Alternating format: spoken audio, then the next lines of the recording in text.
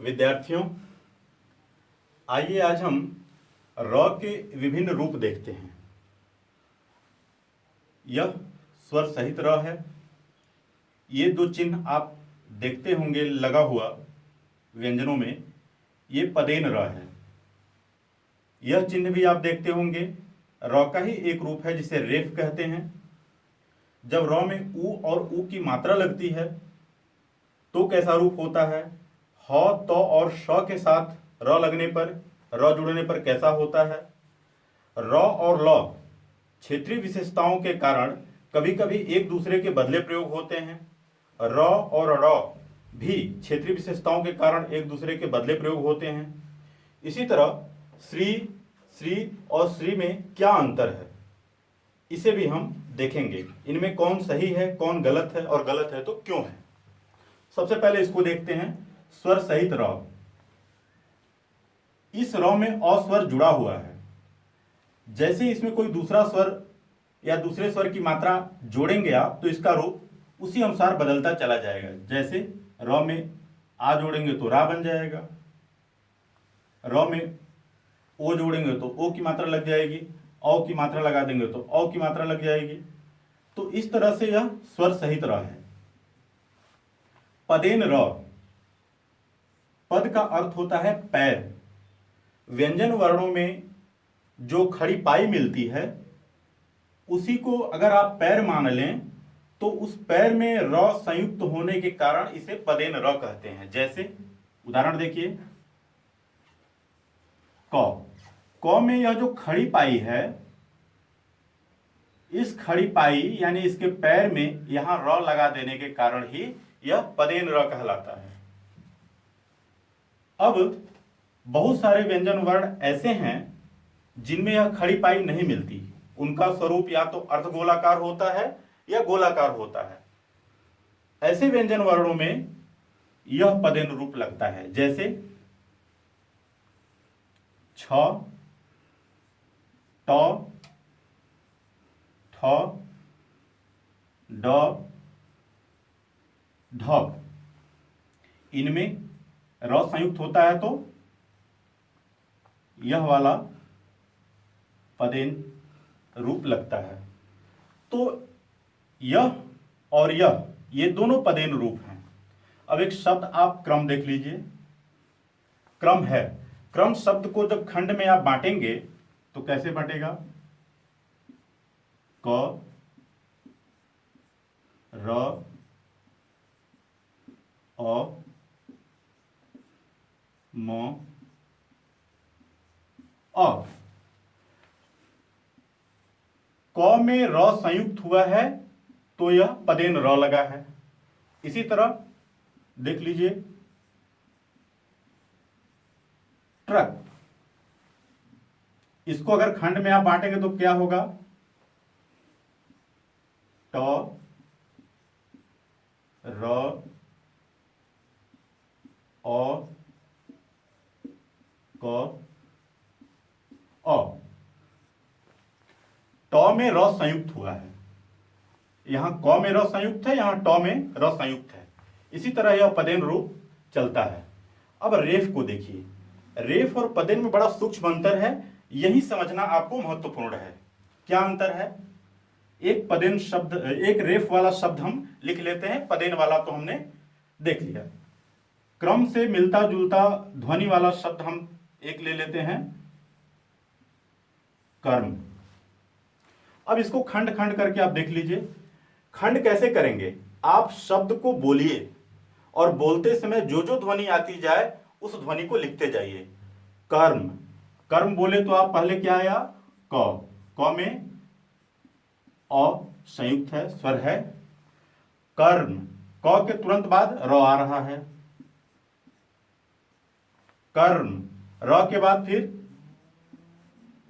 म आ रहा है और म में अ है। अब देखिए रेफ और पदेन में क्या अंतर है।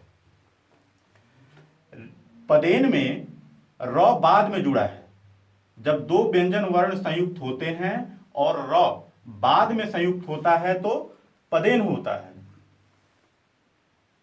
यहां भी देख लीजिए आप, जब र बाद में संयुक्त होता है तो पदेन होता है, लेकिन संयुक्त व्यंजन में जब र पहले जुड़ता है और उसके बाद दूसरा व्यंजन वर्ण आता है तो क्या होता है? रेफ होता है। एक और थोड़ा सा कठिन शब्द लेते हैं, मर्त्य। इसको आप तोड़कर अलग कीजिए। म अ र त य अ। आप देख रहे होंगे तीन व्यंजन वर्णों का गुच्छा संयुक्त हुआ है और र पहले है तो बाद में है। तो हमने क्या बताया? रेफ कब लगता है? जब र पहले जुड़े और उसके बाद दूसरा व्यंजन वर्ण आए तो रेफ होता है। एक और कठिन वर्ण देखिए, भाषा विज्ञान में र को वर्त से ध्वनि कहते हैं। तो वर्त शब्द ही देख लीजिए आप, वर्त से। इसको तोड़कर देखिए आप अलग अलग, व और र त स य। यहां आप देख रहे हैं एक साथ चार व्यंजन वर्ण संयुक्त हुए हैं, चार व्यंजन वर्णों का गुच्छा है, लेकिन र पहले है। अब आप एक और चीज इसमें देख रहे होंगे कि रेफ हम लगाते कहां हैं। तो हमेशा ध्यान रखिए कि चाहे जितने व्यंजन वर्ण संयुक्त हों, व्यंजन वर्ण को टिकने के लिए आधार चाहिए, और आधार किससे प्राप्त होता है? स्वरों से प्राप्त होता है। तो यहां से व्यंजन वर्ण संयुक्त होना शुरू हुआ, लेकिन उसे आधार कहां मिला? य के बाद अ जुड़ करके आधार मिला। इसीलिए भले र यही उच्चारण हो रहा है, लेकिन यह चिन्ह लगेगा य के ऊपर, क्योंकि टिकने के लिए उसे आधार चाहिए। मर्त्य में भी आप देख रहे हैं यहीं से संयुक्त होना शुरू हो गया है, लेकिन उसे आधार कहां मिल रहा है? यहां मिल रहा है। य के बाद जो स्वर अ है, य में जुड़कर स्वर व्यंजन वर्ण को आधार देता है। इसी तरह कर्म में म के बाद आप अ स्वर जो देख रहे हैं, म व्यंजन वर्ण को आधार देता है। तो रेफ और पदेन में आपने अंतर समझ लिया होगा। क्या अंतर है? जब र बाद में व्यंजन वर्ण में संयुक्त होता है तो पदेन होता है, लेकिन जब र पहले आता है और उसमें दूसरा व्यंजन वर्ण बाद में आकर जुड़ता है तो रेफ होता है। यह रेफ और पदेन का सूक्ष्म अंतर है। विद्यार्थियों, अब उ की मात्रा के साथ आइए इसको भी देख लेते हैं। र में जब रस उ की मात्रा लगाते हैं तो ऐसे लिखा जाता है, और दीर्घ उ की मात्रा लगा देते हैं तो इस तरह से लिखते हैं, बाहर निकाल देते हैं। ह त और श के साथ इसको देख लीजिए आप। ह में ऐसे लगाते हैं, त में ये बीच में लगाते हैं, ये श तालव्य श, यहां सावधानी बरतनी है आपको। ये है आपका, यह क्या है? तालव्य श का पुराना प्रचलित रूप है, जो आज भी चला आ रहा है, प्रचलित है। जब आप अपने दादा दादी नाना नानी के समय की पुरानी किसी किताब को छपे हुए देखेंगे तो उस किताब में तालव्य श को ढूंढेंगे तो ऐसे लिखा मिलेगा। इसीलिए तालव्य श के इस पुराने रूप में हम यहां पर र जोड़ देते हैं, यह श्र बन जाता है। क्या बन जाता है? श्र बन जाता है।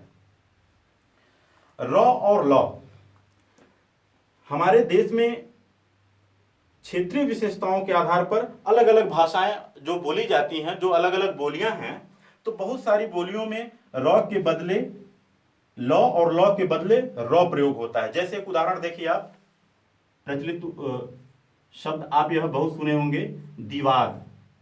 इसको बहुत जगहों पर दीवाल भी बोलते हैं, और दीवाल को बहुत जगहों पर दीवार भी बोलते हैं। इसी तरह पीपर, पीपल भी बोलते हैं, पीपर भी बोलते हैं। ठीक इसी तरह र और ड़ भी एक दूसरे के बदले प्रयोग होते हैं। जैसे एक शब्द देखिए, मैं यहां लिखता हूं, यहां लिखता हूं, देखिए आप, घबराना, और र की जगह ड़ प्रयोग होकर क्या हो जाएगा,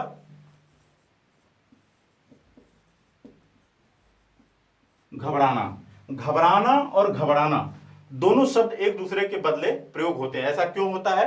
क्षेत्रीय विशेषताओं के कारण होता है। अब आप इसे देखिए, यह भी आपको समझना बहुत जरूरी है, क्योंकि प्रायः इसी में गलतियां होती हैं। क्या है यह?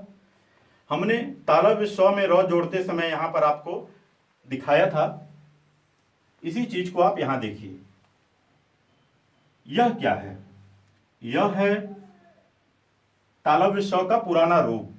अब इसमें हमने लगा दिया र, यह हो गया स्र, और इसमें बड़ी की मात्रा लगा दिया, यह हो गया श्री। श्रीमान, श्रीमती, ये शब्द सुनते होंगे आप। यह क्या है? ध्यान से देखिए, यह हो गया तालव्य स्व, इसमें लगा दिया हमने र, और लगा दिया फिर री की मात्रा, जो कि गलत है। कोई ऐसा शब्द नहीं है हिंदी शब्दकोश में जो कि इस तरह से उच्चारण हो, शरीर उच्चारण हो। पहले श है, र है, फिर री की मात्रा। तो सही शब्द क्या है? इससे सही वर्ण क्या बनेगा? देखिए, श में री की मात्रा लगा दीजिए, ये श्री हो गया। अब इसे हम शब्द बनाकर देख लेते हैं तो और स्पष्ट हो जाएगा आपको। एक शब्द है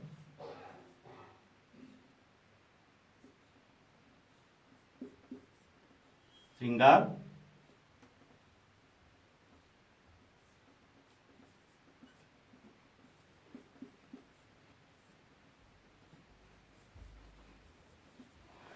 हमने यहां श्रृंगार लिखा है, यहां भी श्रृंगार लिखा है।